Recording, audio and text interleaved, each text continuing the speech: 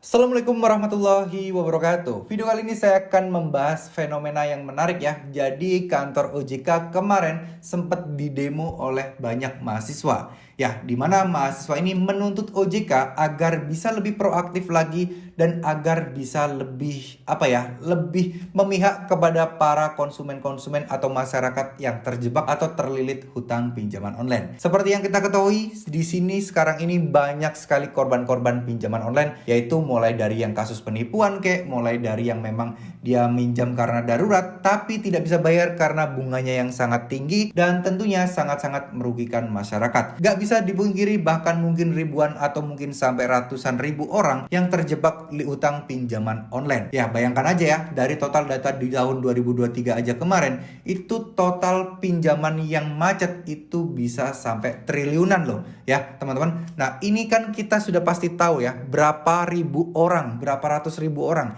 yang terlilit dan terjebak hutang pinjol saat ini. Karena apa? Karena mungkin bunga terlalu besar atau mungkin sistem yang tidak menunjang bagi masyarakat. Nah, ada 6 tuntutan dari mahasiswa di sini yang mungkin perlu kalian tahu. Ya, di sini mahasiswa cukup oke juga memberikan tuntutannya. Yang pertama adalah OJK tidak menjalankan fungsi pengawasan dan penjagaan terhadap berbagai aplikasi pinjol hingga terus menelan korban. Itu inti yang pertama. Nah, kemudian lemahnya pengawasan OJK sehingga banyaknya kasus-kasus yang menumpuk dan belum terselesaikan. Bukan berarti nggak ada yang diselesaikan ya, ada. Contohnya ya kasus mahasiswa IPB kemarin yang utang pinjolnya banyak karena penipuan. Nah, itu bisa lunas ya, itu tadi ya, karena OJK dan turut campur tangan OJK untuk menyelesaikan masalah tersebut. Nah, kemudian yang ketiga, OJK tidak pernah melakukan pencegahan sejak dini ya. Makanya banyak pinjol yang mungkin dianggap seperti memeras masyarakat dengan bunga yang begitu tinggi dan masyarakat nggak paham apa sebenarnya maksud pinjol bunganya bagaimana. Jadi tuntutan mahasiswa adalah mengedukasi, memberikan informasi dan sosialisasi baik dari pinjolnya ataupun masyarakat terkait masalah hutang piutang seperti ini. Nah, kemudian yang keempat, mendesak Dewan Komisioner OJK untuk evaluasi fungsi pengawasan dan bekerja dengan serius terkait masalah di OJK. Jadi mahasiswa ini menilai bahwa pengawasan OJK ini kayak terkesan nggak terlihat, kayak terkesan ya gitu-gitu aja gitu loh, nggak ada gebrakan, nggak ada yang signifikan yang terlihat membantu masyarakat, nggak ada ya. Tapi nggak terlihat bukan berarti nggak ada ya. Contohnya mungkin saat itu ada juga posko. Jadi OJK mendirikan posko di suatu tempat di mana itu khusus untuk membantu masyarakat yang terjebak pinjaman online ilegal. Ya, itu adalah salah satu aksi nggak bisa dipungkirin, yaitu patut kita apresiasi, tinggal nanti eksekusinya aja semoga diperbanyak di berbagai macam kota. Ya, terus kemudian yang kelima, meminta ketegasan para peran OJK dalam menindak tegas pelaku kejahatan institusi keuangan non-bank yaitu IKNB seperti pinjol, fintech dan lain sebagainya. Pay letter itu juga termasuk ya. Mungkin mahasiswa ini menilai sanksi-sanksi yang diberikan itu kurang tegas sehingga pinjol ini bisa seenaknya. Contoh simpel sederhana,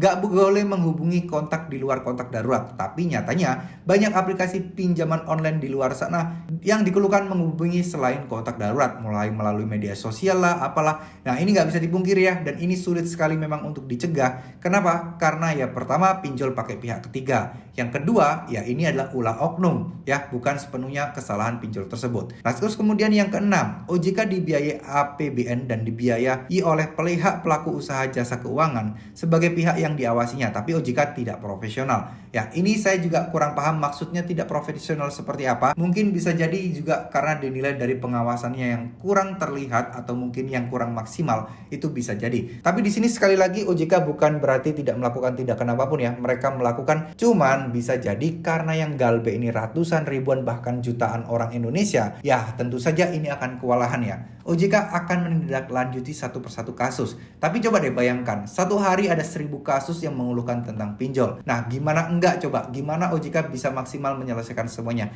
Gak mungkin kan OJK langsung semata-mata hari itu juga menyelesaikan? Enggak. Pasti ada investigasi karena mereka juga gak bisa seenaknya melakukan komplain, melakukan protes, dan juga memberikan sanksi. Pasti selalu ada investigasi di dalamnya yang mungkin perlu mereka lakukan terlebih dahulu. Ya, teman-teman. Jadi harapan kita semua semoga aja OJK ini mulai memandang atau mungkin memberikan fitur atau bantuan terkait orang-orang yang sudah berbulan-bulan galbay, yang tak kunjung bisa melunasi utangnya tapi terus diteror, terus dihubungi, terus ditakut-takuti, dan bahkan diancam masuk pengadilan. Nah, semoga OJK mau membantu teman-teman yang sekarang ini. Seperti itu ya, seperti kasus di mahasiswa IPB kemarin, OJK turun tangan, semuanya langsung beres teman-teman ya. Jadi semoga aja hal-hal seperti ini juga bisa membantu teman-teman di luar sana yang pernah ketipu di pinjol, yang pernah ditipu orang lain yang disuruh minjol terus kemudian uangnya diambil. Nah, semoga OJK bisa membantu masyarakat seperti ini juga ya. Mengingat sebenarnya OJK sudah mendapatkan data kok.